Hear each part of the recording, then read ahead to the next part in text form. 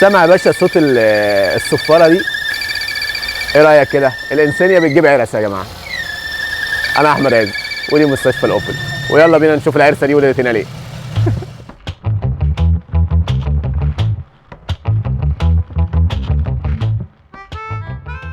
مساء الخير. الصوت اللي احنا سمعناه ده هو مش صوت عرسه ولا حاجه، ولا عيالها اللي قاعدين هم اللي عاملين المشكله. هي كل القصه ان عندنا بلف غطا التكيهات هو اللي عامل المشكله، هو اللي بيبقى عامل الصوت الجميل اللي انتوا سامعينه ده. دايما الصوت ده لما تسمعه بعد اذنك لازم تروح مباشره على مستشفى الاوبل عشان يقولوا لك ان المشكله عندك في بلف غطا التكيهات، وان انت حضرتك محتاج ان انت تغير البلف او تغير غطا التكيهات. طبعا الموضوع ده مهم جدا جدا جدا عشان الناس اللي بتطنش وبتسمع الصوت وبتفكر انه صوت سير او صوت بليه او صوت صرخه سير دينامو، فالناس دايما بتفكر ان الصوت ده بيكون بسبب كده. الصوت ده يا جماعه ما بيكونش بسبب سير ولا شدات سير ولا اي حاجه ناحيه السير خالص، وبالتالي حضرتك لما تسمع الصوت ده ما تطنشش، لان المضاعفات بتاعه تلف البلف بتكون مضاعفات كبيره، بتوصل لمراحل ان الانجن بتاعك بينقص الزيت بتاعه كله، وبالتالي بتلاقي نفسك انت داخل في مشكله مع الموتور ذات نفسه، وان الموتور عندك بدا يحصل فيه تاكل، وبدات الاجزاء الميكانيكيه اللي جوه الانجن تتاكل، وبالتالي هنخش في قصه اكبر الا وهي ان احنا نفك موتور وان احنا نشتغل على الموتور ده بالعمره او التغيير زي ما بيكون الوضع في الوقت بتاعه.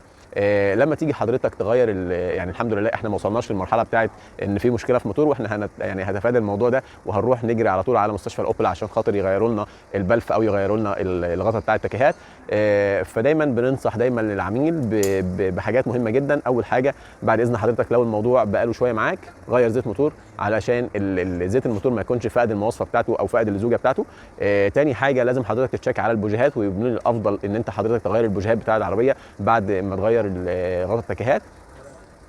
ده لان بيحصل مشكله عندك في البوجيهات نتيجه لان الغطا بيكون البلف بتاعه بيسحب الزيت كله بيرميه على المانيفولد، وبالتالي بيخش الزيت ده كله بيخش جوه غرف الحريق، وبالتالي بتبقى سن البوجيه كله مليان زيت، وبالتالي بيكون اداء البوجيه بعد كده بيبقى ضعيف، ما بيكونش افضل حاجه. فبالتالي احنا بننصح دايما الناس اللي هي بيبقى عندها مشكله في بلف غطا التكيهات ان احنا نقول له بعد ما تعمل البلف بتاعك او بعد ما تغير الغطا بتاعك بعد اذنك غير بوجيهاتك عشان ما تخشش في مشاكل بعد كده مع المبينه او مع اداء العربيه ما بيكونش بالشكل المطلوب.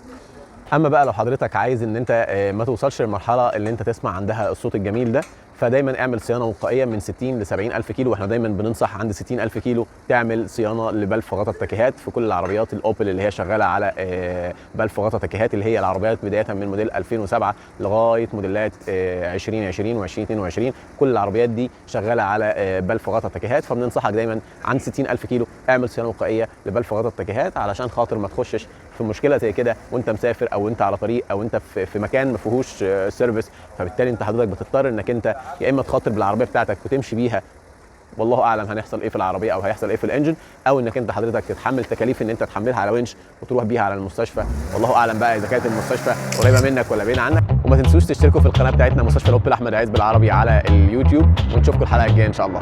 باي باي.